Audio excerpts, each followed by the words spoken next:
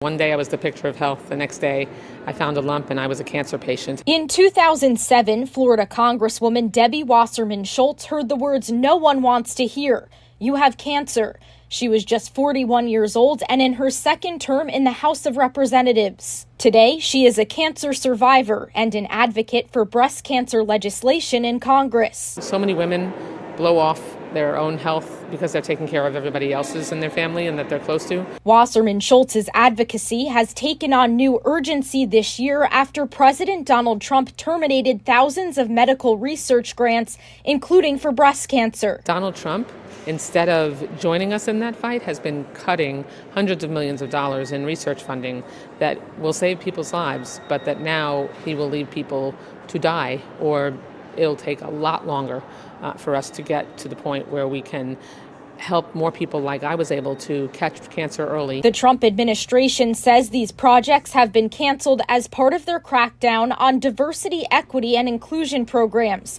which they call unfair and un-American. At the end of August, the Supreme Court gave the green light for the White House to cancel grants for DEI purposes. In a statement to Spectrum News, the White House said the Department of Health and Human Services, quote, has only canceled grants that focused on DEI and other ideological pet projects, and those funds will be reallocated to more promising and productive research pursuits.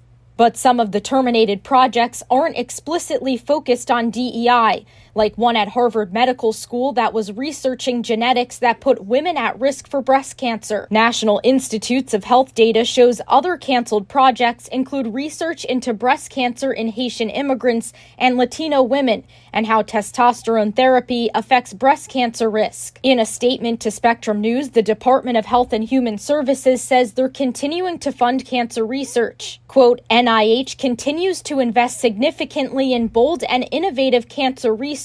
Ending the scourge of cancer is one of our highest priorities, as reflected in the National Cancer Institute's budget of more than $7 billion, the largest of any NIH institute or center. But data shows over $4 billion has been lost already. Wasserman Schultz says she also wants Congress to act on her legislation to add funding for breast cancer education and expand genetic testing for breast cancer risk to Medicare patients. If you don't have your health, you don't have anything, and I am here to tell you that I'm living proof of that.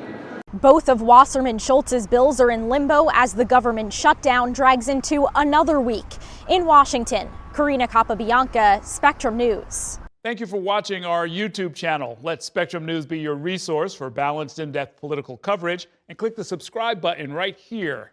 You can also download our app or watch us on TV to learn more about the candidates, where they stand on the issues, and more. We'll see you then.